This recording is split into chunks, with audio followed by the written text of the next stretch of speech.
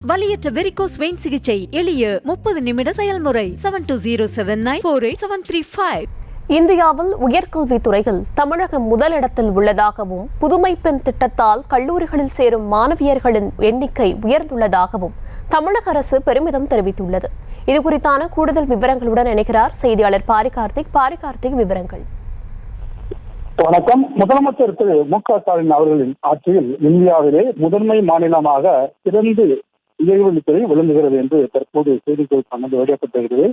அதன் அடிப்படையிலே புதுமை பெண் திட்டத்தால் கல்லூரிகள் சேரும் மாணவிகளின் எண்ணிக்கை 34% உயர்ந்திருக்கிறது. தமிழகத்தை பொறுத்தவரைக்கும் இந்த புதுமை பெண் திட்டத்தால் கல்லூரியில் சேரும் மாணவர்களின் எண்ணிக்கை 34% உயர்ந்திருக்கிறது என்றும், மேலும் முதல் தலைமுறை பட்டதாரி மாணவர்களுக்கு கல்வி கட்டணை துறையாக 1000 கோடி தமிழ்நாடு அரசு ஒதுக்கப்பட்டிருப்பதும் சுட்டிக்காட்டப்பட்டிருக்கிறது. மேலும் 1000 கோடி செலவில் காமராஜர் கல்லூரி மேம்பாட்டு திட்டம், 150 கோடி செலவில் உயர்கல்வி நிறுவனங்களில் டிஜிட்டல் முறையில் ஒருங்கிணைந்த சுற்றுலாண்மை அமைப்பு, அதே போல 63 கோடி செலவில் சென்னை மாநில கல்லூரியில் முத்தமிழ் கலைஞர் டாக்டர் ஆரம்பம் என பல்வேறு சாதனைகளை இந்த அரசு செய்திருப்பதாக தொடர்ச்சியாக அந்த செய்திக்குறிப்பு கூறப்பட்டிருக்கிறது. குறிப்பாக எங்களுக்கு தொழில்துறை சார்ந்த வழங்கியும் நான் முதல் திட்டம், மாணவிகள் உயர்கல்வியை தொய்வின்றி தொடர மாதந்தோறும் ரூபாய் 1000 வழங்கிடும் அந்த திட்டம், புதுமை பெண் திட்டம் உள்ளிட்ட மாணவர்களுக்கான தொழில்திறன் மேம்பாட்டு திட்டம், முதலமைச்சரின் ஆராய்ச்சி மானிய திட்டம், மேலும்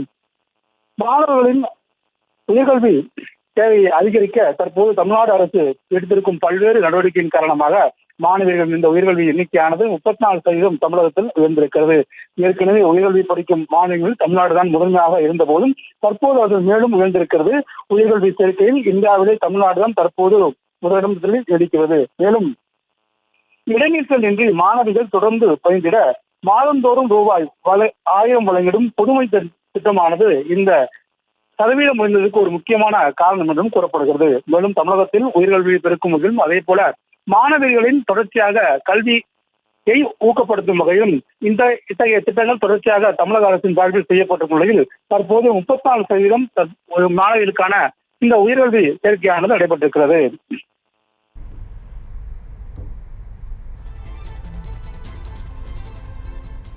விவரங்களுக்கு நன்றி பாரிகார்த்திக்.